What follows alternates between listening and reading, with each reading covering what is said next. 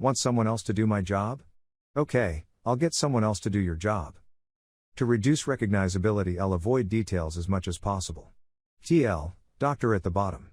I work as third-level support for a company that develops and provides software for a business area that's quite heavily regulated. A lot of our development efforts go to just keeping up with new and changing laws.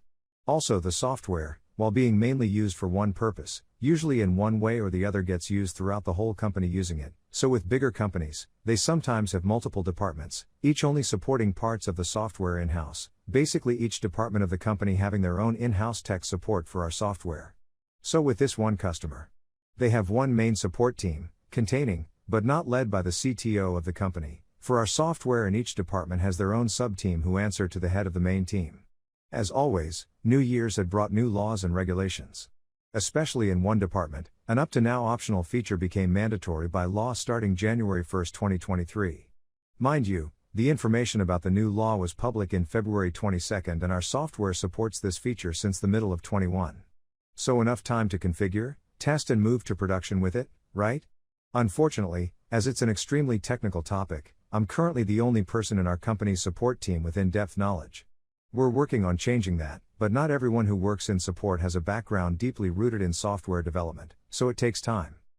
Well, starting January, this one subdepartment, basically a one-man show, as it's a rather small department at the customer, started sending support tickets. This isn't working with the new feature, that isn't working with the new feature, and so on. 7 tickets total, all highest priority, because it's an error message and we're legally required to use it.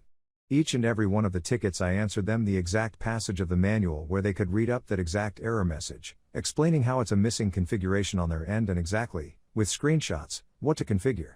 These configurations are not part of any kind of support plan we offer, so work on these tickets is a pay-by-hour thing for the company. Never got any reply to them, so consider them done with that. Well, I guessed wrong. I got another highest priority support ticket today stating it's not working. Obviously, I asked if the configurations I sent over in the other tickets have been done, to which I get the reply, how should they know, they're just back from a multi-week vacation. I politely replied that he should check those configurations, and to not cost them unnecessary money, I would hold off working on that ticket until he checked them. The reply I received to that basically stated that he found it very audacious that there are now 8 open highest priority requests about that topic, and the company I worked at haven't moved a finger in the month since they were submitted, and that he demands I hand over those tickets to someone else in our support team, who actually wants to do our job, or he will escalate the issue to the main team. Now, you should know that this customer is one of our biggest clients, so their requests inherently get slightly higher priority on our side, and also we know that they generally, with a few black sheep obviously, have a very good in-house team, so the team is pretty liberal at routing their technical requests through to me. Because of that, I get to work a lot with their main team who handles those technical issues, and the bigger the installation, the more troublesome. They enjoy working with me so much that for the past half year or so we've been on a first-name basis when communicating, including the CTO. An information that obviously hadn't reached this poor soul yet.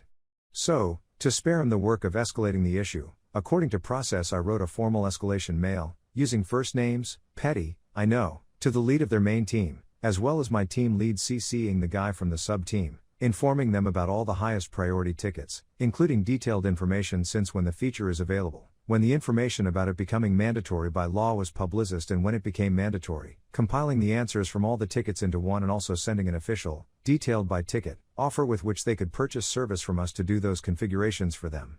I also included a letter from our legal team that every customer had received about half a year ago, that we are not liable for any damages they incur by not testing the feature before the legal date.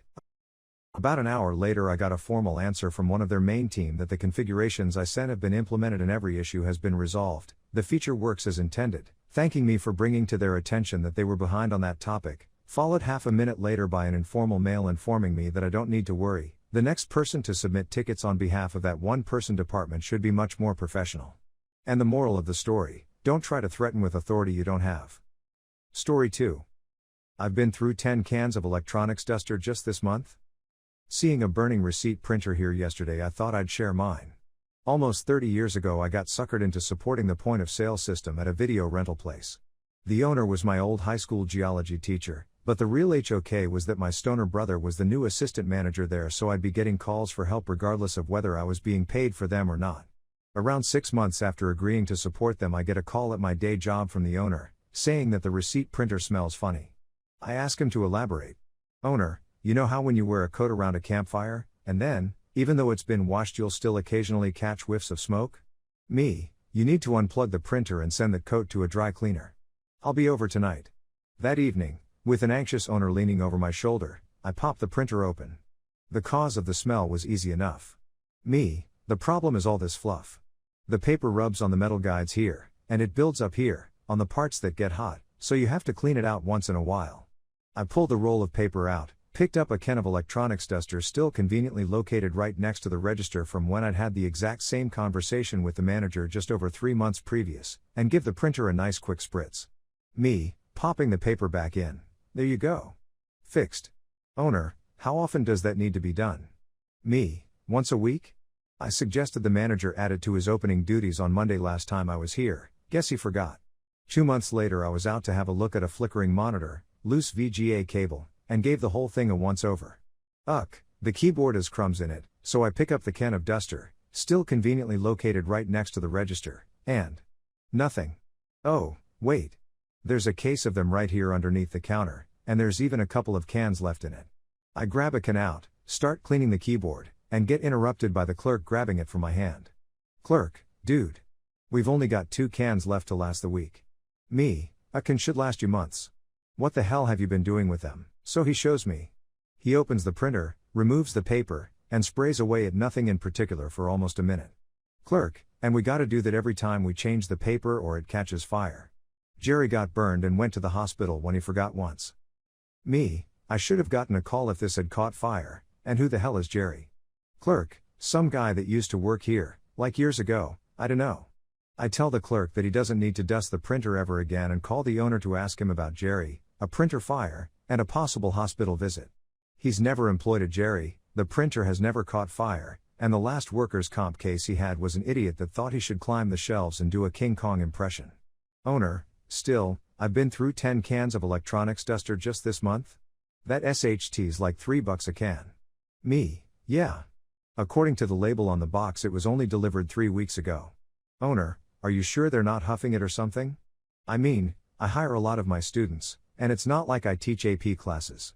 Look for teeth marks on the nozzles. No teeth marks. What actually happened was somehow stupider than teenagers huffing. See, he told the manager to clean it on Monday, and that's where a game of stoner telephone started. The manager forgot to do it the very first time he was supposed to and told my brother to do it at close. So my brother did, every night, until one night when he felt lazy and asked a clerk to do it for him. And then the 5 part-time clerks played telephone amongst themselves, eventually leading to them cleaning it every time they put in a new roll of paper, and with increasing amounts of duster every time.